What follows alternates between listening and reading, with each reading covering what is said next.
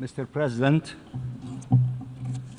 I thank you for your swift response to the request made by the chairs of the Arab Group and the OIC for the resumption of the 10th Emergency Special Session of the General Assembly.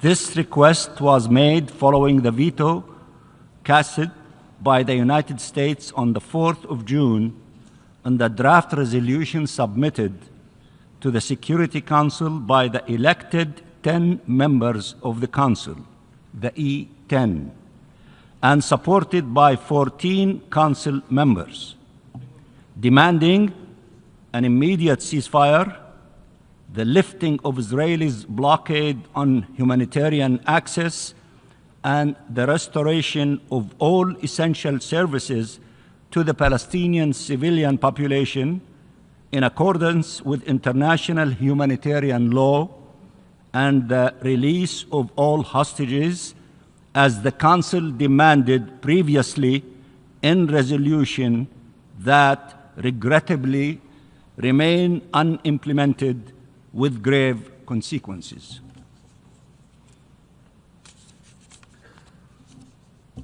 Mr. President, the distinguished delegations, we meet here on the 614th day of a full-fledged assault against the Palestinian people.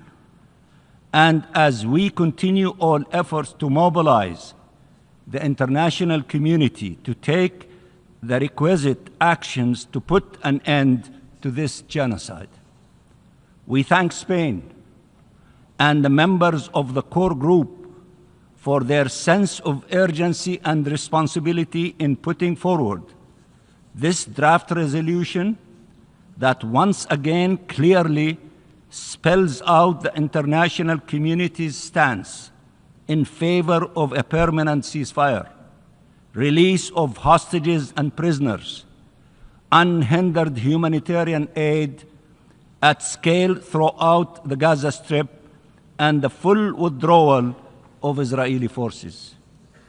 This draft resolution stresses Israel's obligation as occupying power to ensure that humanitarian aid reaches all the population in need, and demands the immediate and permanent facilitation of full, rapid, safe, and unhindered entry of humanitarian assistance at scale, including food and medical supplies, to and throughout the Gaza Strip, and its delivery to all Palestinian civilians, as well as fuel, equipment, shelter, and access to clean water in accordance with international humanitarian law, with full respect for the humanitarian principles of humanity, neutrality, impartiality, and independence, in coordination with the United Nations. The text strongly condemns any use of starvation of civilians as a method of warfare and the unlawful denial of humanitarian access, and stresses the obligation not to deprive civilians in the Gaza Strip of objects indispensable to their survival, including by willfully impeding relief supplies and access. And while this language is the strongest to date on these matters, Israel's continuing disregard and blatant contempt for the rules of international law, the resolutions of UN bodies, and the positions of states around the world must lead to the translation of this language into resolute action, and it has to be done now. No arms, no money, no trade to oppress Palestinians, ethnically cleanse them and steal their land. Use the tools available to you, each and every one of you in your national capacity, and as an institution, General Assembly, and other parts of the UN. These tools, the political, diplomatic, legal, economic tools to hold accountable those responsible for these crimes and atrocities against an entire people, the Palestinian people. With no longer, we cannot every day count every day in hundreds of Palestinian lives lost. This illegal, immoral situation cannot continue. It has to stop, and stop immediately. We thank all those who are mobilized to end this horrific tragedy, governments and peoples from across the globe who are standing up for humanity and the defense of the entire nation of Palestine. Israel must end its war and its siege against the Palestinian people, where over 2 million people have been subjected to relentless bombardments, wanton destruction, and engineered starvation, deprived of food, water, electricity, and shelter, stripped of any sense of human security and human dignity. Israel must abide by international law. It cannot remain the exception to every rule. There must be an end to its impunity. We welcome that the draft resolution clearly stresses the need for accountability in order to ensure Israel's respect of international law obligations, and in this regard calls upon all member states to individually and collectively take all measures necessary in line with international law and the Charter of the United Nations to ensure compliance by Israel with its obligations. It is the states assembled here, all of you, who through their actions, by translating their legitimate outrage into rightful deeds, can end this horrific reality. Mr. President, let me conclude by saying the following. We want to see life prevail. We want to see freedom prevail. We want to see international law prevail. We want to see peace prevail. We reject all attacks against civilians, whether Palestinians or Israelis. We want to see an independent and sovereign state of Palestine with East Jerusalem as its capital, living side by side with Israel in peace and security. We want to end this illegal occupation and this prolonged conflict for once for all, in accordance with international law and the relevant UN resolutions. Enough bloodshed and enough suffering. It is not with more massacres and more occupation and more displacement and more annexation that this conflict will end. It is by breaking the cycle of violence through the fulfillment of our fundamental rights and the achievement of shared peace and security that we will bring this conflict to a close and bring healing and justice for all its victims. The actions you take today to stop the killing, displacement, and famine will determine how many more Palestinian children die a horrific death. The actions you take today will determine if Palestinian children ever get a chance at life. We count not only on your vote, but also on your deeds to make sure our actions matches our words. We have the actual power to deter the continued commission of atrocities and to uphold the tenets of international law and the noble cause of humanity. There is no time to waste. Act now. Save Gaza. Save Palestine. Save peace. And we salute all of you, governments and millions in the streets and trade unions who are taking actions to stop this atrocity and this genocide. And I hope that all of you would vote in favor of the resolution before us. And I thank you very much, Mr. President. I thank the distinguished representative of the Observer State of Palestine. I now give the floor to the distinguished representative of Israel. Mr. President, Excellencies, Eitan Horn is a father, he is a husband, a social worker. He is an Israeli who moved from Argentina with his family when he was a child. In October 7, 2023, he decided to visit his brother Yair for the weekend of the holy festival of Simchat Torah. Yair lived in Kibbutz Nir Oz, right by Gaza. On that Saturday morning, Hamas turned a holiday into a day of bloodshed and evil. Eitan and his brother Yair huddled inside the safe room of Yair's home. They texted their family. They tried to stay quiet. Then contact was lost. Hamas released a propaganda video showing the two men starved, beaten, and terrified. They had been tortured and starved in Gaza. Yair was released in the hostage agreement in February, but Eitan remains in captivity. For months, there has been no proof of life, no sign of mercy, only agony. Eitan is not alone.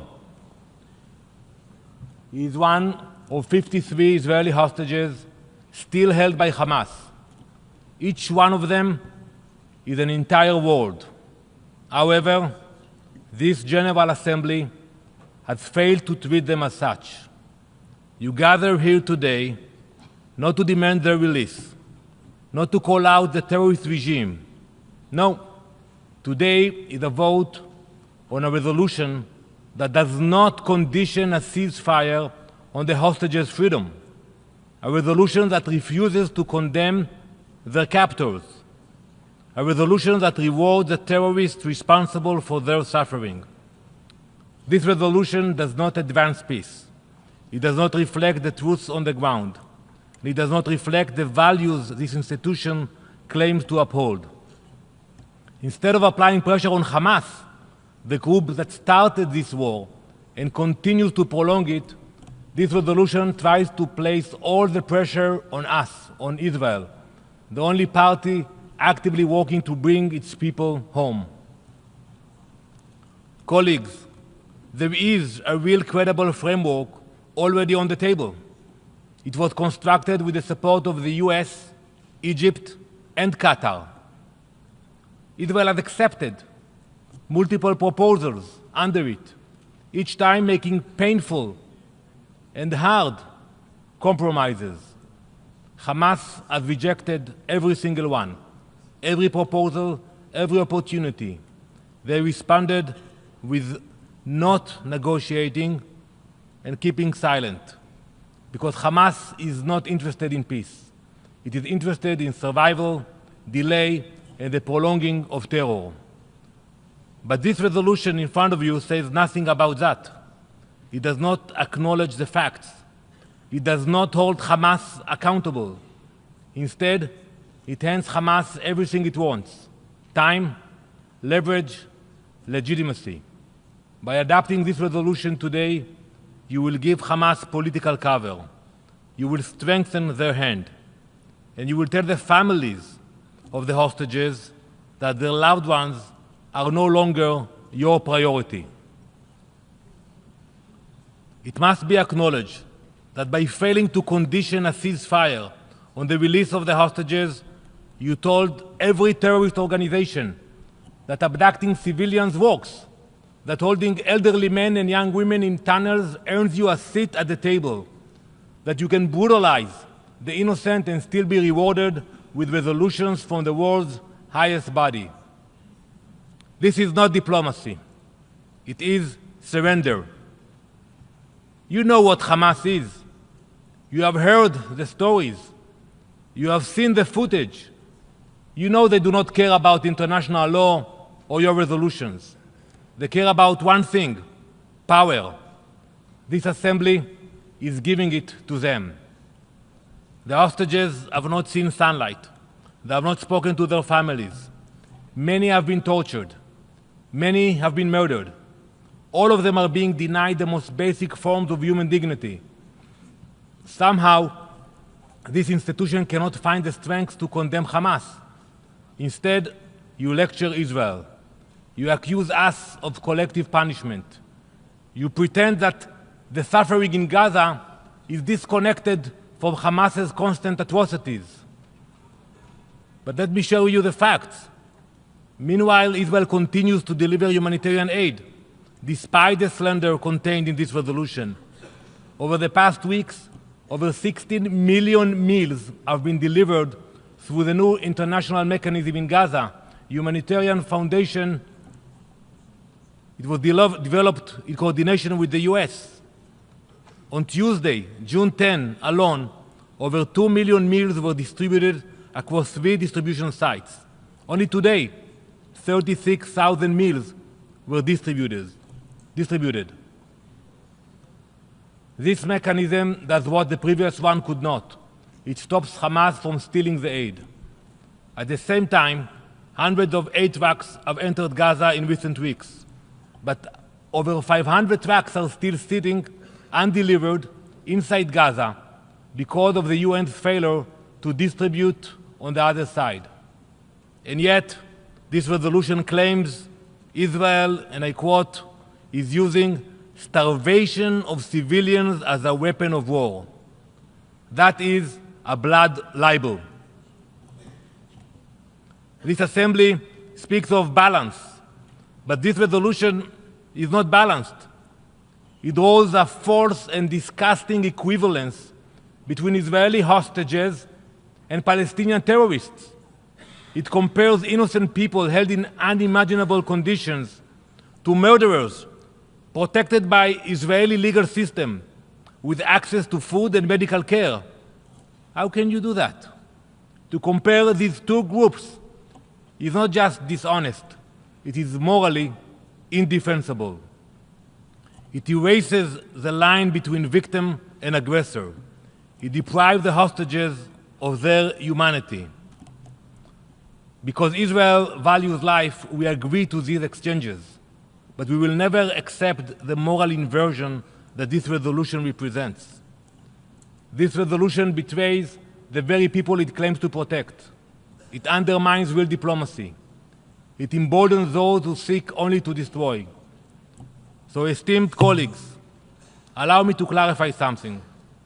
If this assembly wishes to maintain even a shred of credibility, if it wishes to be seen as legitimate, if it claims to act with any integrity whatsoever, if it seeks to demonstrate the slightest bit of moral clarity, then any resolution on the situation in Gaza must begin with the following words.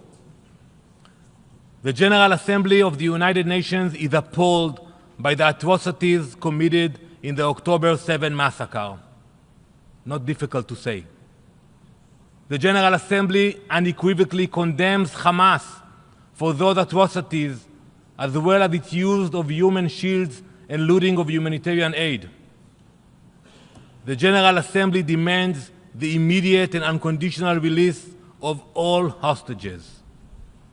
Now ask yourselves, why does this sentence not appear in this resolution you are about to vote on? What was so difficult? I asked my colleague from Spain, you negotiated this resolution. Where is the condemnation of Hamas? Why it was so hard? One line, 5 pages you have here. You all read it. One line, condemnation of Hamas.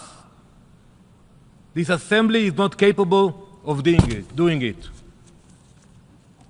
Let's be honest. I challenge any one of you here in this chamber to stand up and explain why you could not bring yourselves to include a simple condemnation of Hamas. Explain it to your citizens why you must vote for a resolution that looks away from a mass murder, rape, torture, and kidnapping. Explain it to your people why you are trying to erase October 7 from history. It is shameful. Each member state that supports this resolution without a single word of condemnation for Hamas owes its people an answer. Because when you refuse to condemn Hamas, you commend them. You have abandoned the hostages, but we will not. We will fight to bring back each and every one of them, all of them.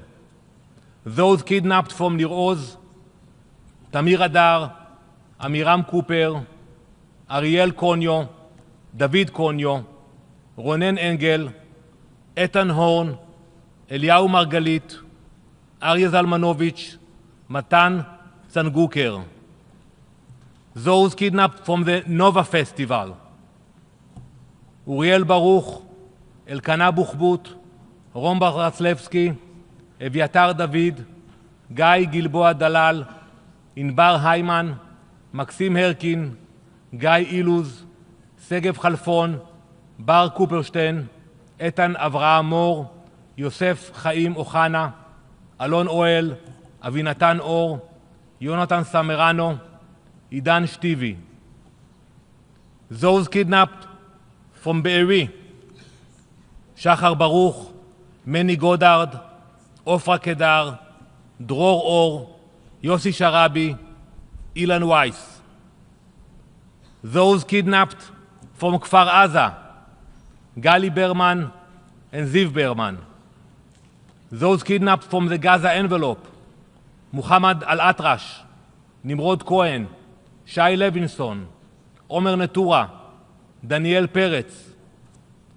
Those kidnapped from Nachal Oz, Matan Engrest, Itai Chen, Omri Miran. Those kidnapped from Nir Yitzhak, Tal Chaimi, Lior Rudef, and all those kidnapped into Gaza, Adar Goldin, Rand Gvili, Bipin Jushi from Nepal, Etan Levi, Tamir Nimrodi, Daniel Oz, and Joshua Lutu Molal from Tanzania. No resolution, no moral failure, no hypocrisy will change the reality. Israel will do whatever it takes to bring our people home. Maybe today some in this hall have lost their moral clarity, but we have not. That moral clarity guides us to say to the hostage families, אנחנו נחזיר אותם הביתה, את כולם. We will bring them back, all of them.